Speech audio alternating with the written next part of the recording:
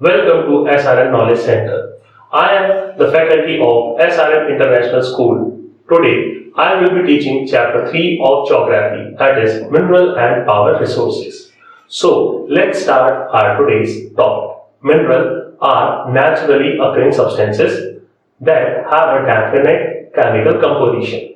Minerals are formed in different types of geological environment under varying conditions.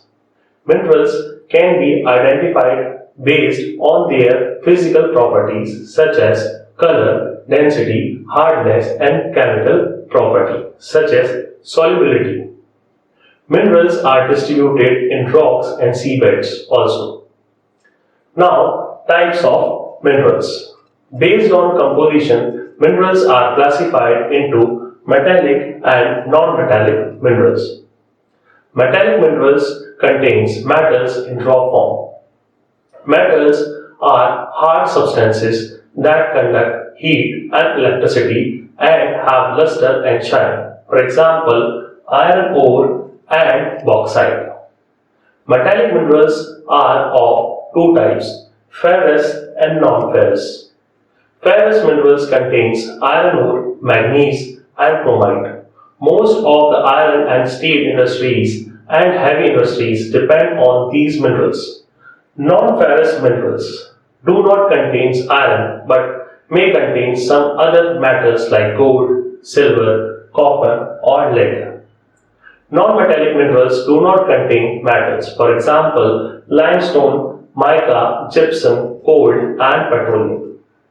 Now, distribution of minerals. Minerals are found in igneous rocks, metamorphic rocks and sedimentary rocks. Iron ore, nickel, copper minerals are found in igneous and metamorphic rocks. Limestone is found in sedimentary rocks. Plateau region of India such as Deccan and Chota Nagpur Plateau provides the rich level of mineral distribution. Now, uses of minerals. Some minerals which are usually hard are used as gems for making jewelry. Copper is used in almost everything, from coins to pipes. Silicon is used in the computer industry, which is obtained from quartz. Aluminium is used in automobiles, aeroplanes, bottling industries, buildings, and in kitchen cookware. Now, next is conservation of minerals. Minerals are non-renewable resources. It is necessary to reduce wastage in process of mining. Recycling of metals is the way to conserve mineral resources. Overexploitation is harmful to the environment as well. Now, power resources. Power resources are of two types, conventional resources and non-conventional resources. We need power resources for industries, domestic use, agriculture, transport, communication and defense. Conventional sources of minerals. The energy resources which have been in common use for a long time are known as conventional sources.